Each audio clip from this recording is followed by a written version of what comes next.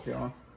You like this mask? I'm still working on it. I designed it off a character named Baggy or Mono. That's what my kid calls him, from a game series called Little Nightmares. It's like a pretty cool series. My kid's got good taste with like a lot of the similar stuff. But today what we're gonna talk about is my first Tinder experience. So with a lot of things like that comes like tech-wise or like mostly tech-wise or a couple other things, I always catch on to them late, either because I think, nah, that's gay, or like, nah, I got no interest in it, or I'm just oblivious to it.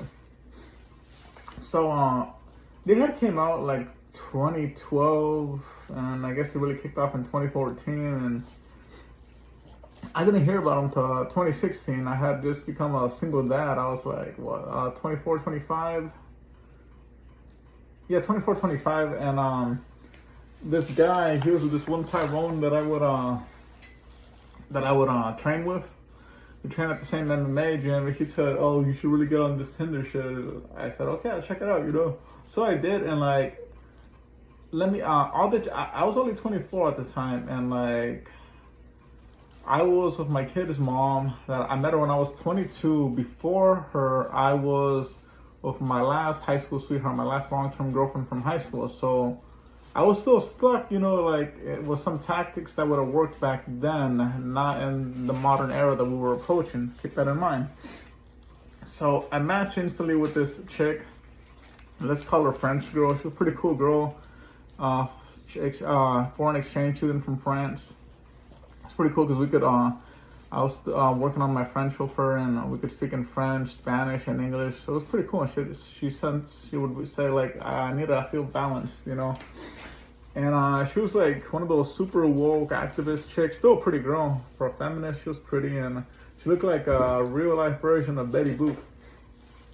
Anyways, French girl and I kicked it off, and like I thought she was really into me, and like since like I'm telling you, I was still stuck in the old ways, like I was still adapting to the new modern era. I actually grew to like her, and since I grew to like her, like back in my day, like when you like a chick, you don't rush her into sex. Obviously you got to do that now. If you don't fuck on the first date, yeah, she loses interest, then it means she was never into you. She doesn't let you fuck on the first date. I learned that the hard way. But anyways, I thought, okay, I'll date her for like a month, or obviously like back when we were a young teen, it was like, yeah, you date her for like 3 months and then you fuck her and shit like that. But obviously nobody fucking does that. It's outdated. So I was thinking I'll give her like a few weeks, and then a month. I ain't gonna try to fuck her on the first date or first week or nothing like that. So she'd be very sexual, giving me all the cues and stuff, and I'd just be more like, trying to make her fall for me and all this bullshit, because I wanted a long-term girlfriend. I wanted somebody to play stepmom to my kid, and I wanted that like serious relationship bullshit again, which it's a load of bullshit. But anyways, probably like the last time we hung out, like she did a lot of good stuff. Let me tell you a little about her. She did a lot of good stuff. She went to this it's probably like the most famous art college in my state. She was a student there, and she did a lot of like activist work. She helped a lot of like migrant workers, and she helped them get insurance. She helped farm workers and day laborers, and her group would protest a couple stores. So they'd really be active out there, and they would make some positive changes. She was like I said, super woke justice warrior. She'd get like triggered whenever she saw cops, or whenever I had to make jokes and shit. Like she found my humor to be offensive, but I thought that was funny. He's like 22, 4 years younger than me.